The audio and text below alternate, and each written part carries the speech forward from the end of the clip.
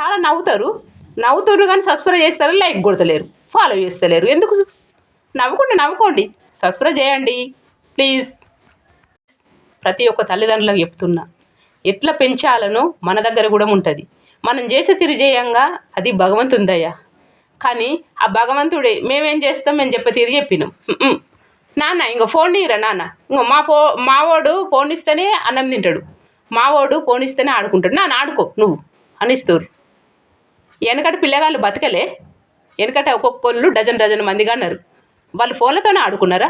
వాళ్ళు పెద్దది కాలే, వాళ్ళు పెద్ద వేరులే, బుద్ధిమంతుడు కాలేరా? మనం ఎట్లా నడుచుకుంటే పిల్లగాళ్ళు అట్లుంటారు.